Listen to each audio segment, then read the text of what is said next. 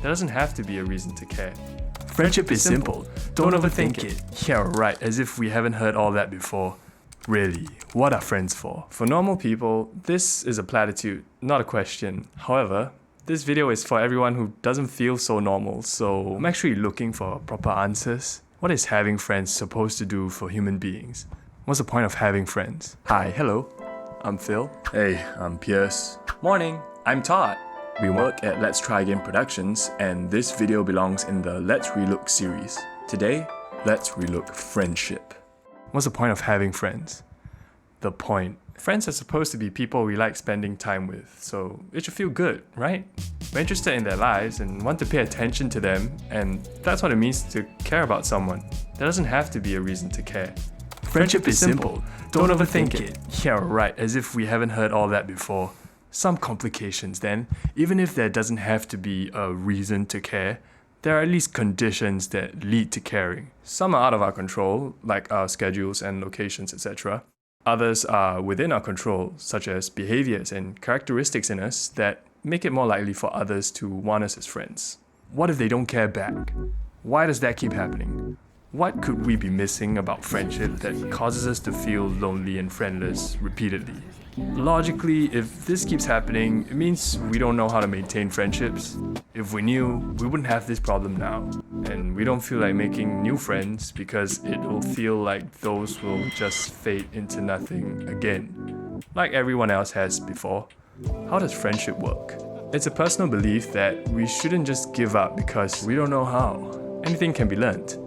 We can know. Even across billions of different friendships, there have to be patterns and consistencies. Identifying the most common traits can point us to certain truths in general about friendship. It's probably a lot of information to digest, so to make better sense of it, we can organize it with a system, like a list of principles or some other framework. Compared to disorganized bits and pieces of knowledge, organizing it could inform our actions more effectively. But of course, friendship is organic and natural, not mechanical. That's why we don't provide any actual advice.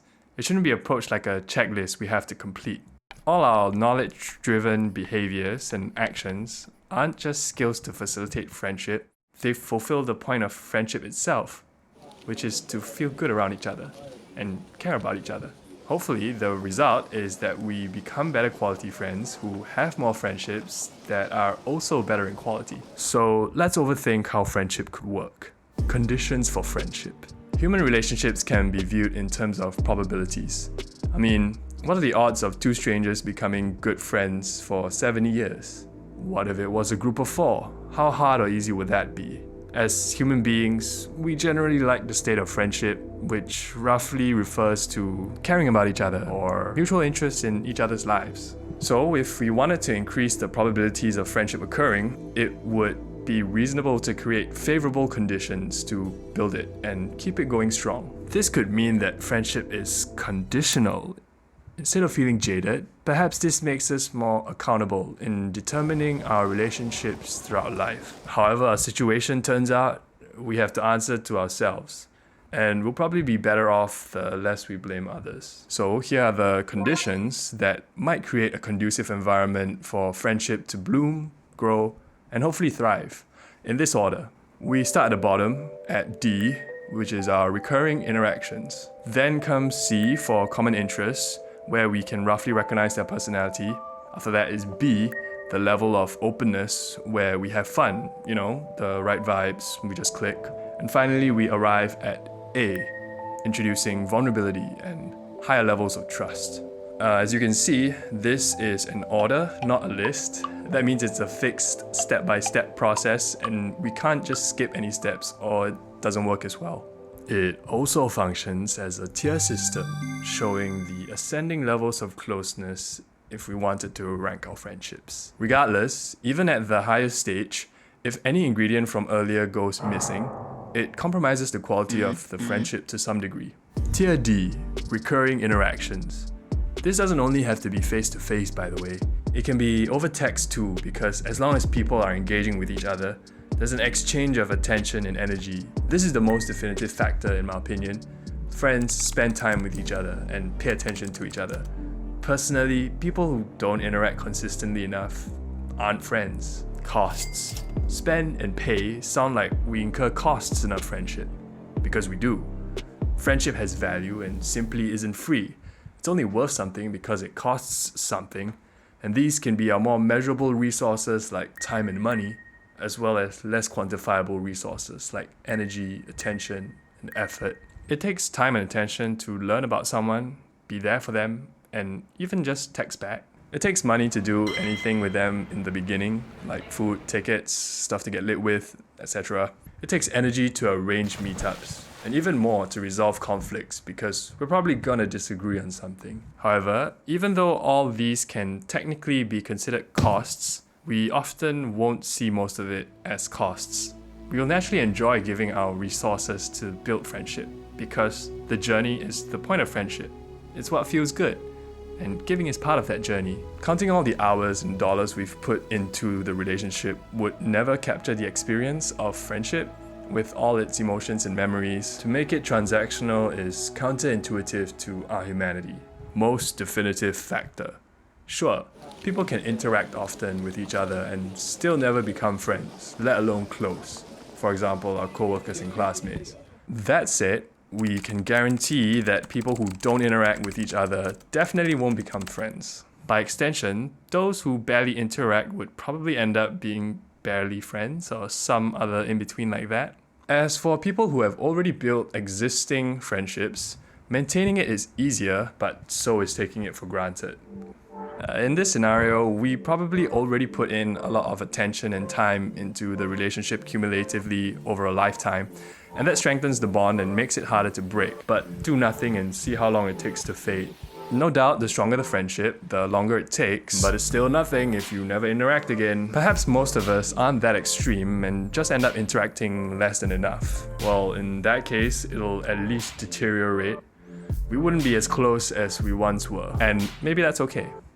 So what's enough? Depending on the friendship's foundation or lack thereof, it could be anywhere from maybe once a week to once every couple years.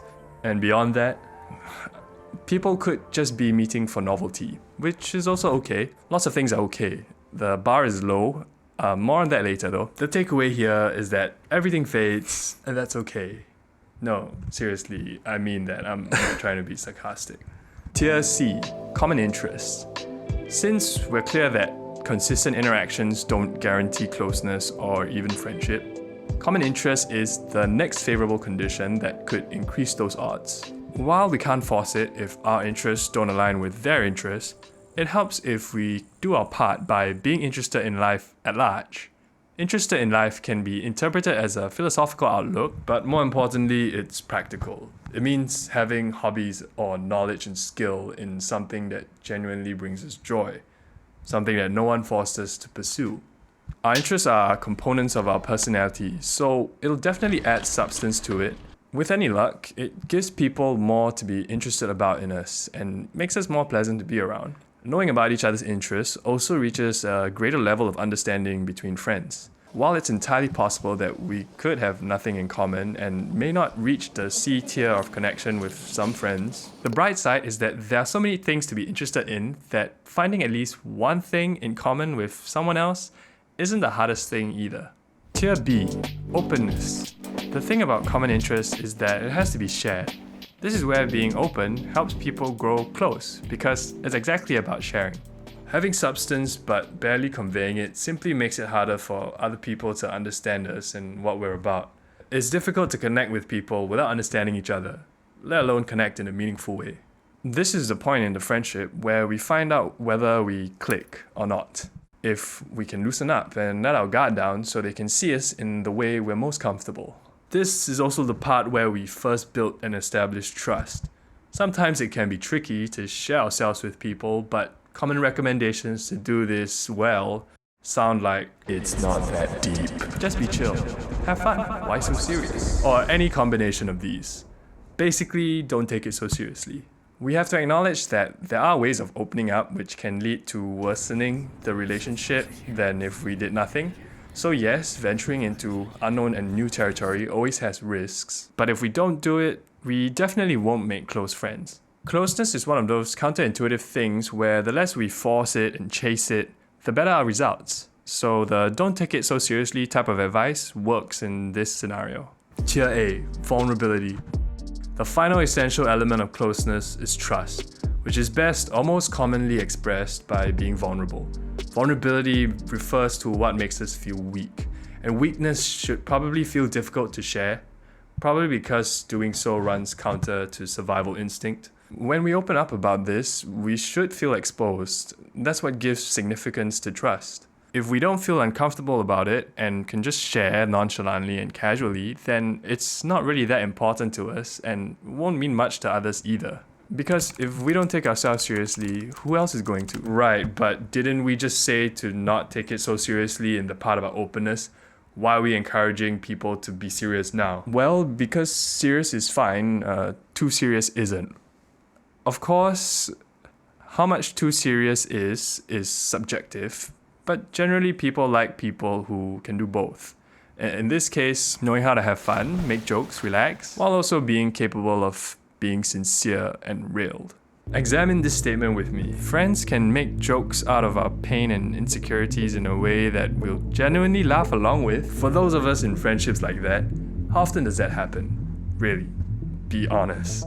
Even I find the piercing himself, no way, the that's company crazy. edgelord. Even I find that the one thing we should take seriously most of the time is our personal weaknesses and vulnerabilities. If we don't take ourselves seriously, who else is going to? If we don't assign weight to the weaknesses we keep behind our walls and boundaries and guards, we run into trouble getting others to understand something actually sincere coming from us. Not enough weight, and we let down our walls too soon. Being vulnerable when they're not ready. That's often called you made it weird. Alternatively, we reveal the facts of vulnerability with our guard still up. But the resulting half-baked delivery is the literal definition of not taking ourselves seriously. This one's too much information. Sharing so easily and carelessly. Not taking ourselves seriously is supposed to add value by making us more chill and easy to be around. Ironically, not taking our flaws and suffering seriously makes us more awkward in a not-so-endearing way. It would seem like we don't have much self-control and we just give that up for anyone whenever. So what are friends for? Call it reliable connection or understanding. Friends help us to feel good beyond our own company. We want to meet them again and again, share interests, and more personal things with them. Know more and more about them, and be seen by them for what we truly are, weaknesses and all. Best before did.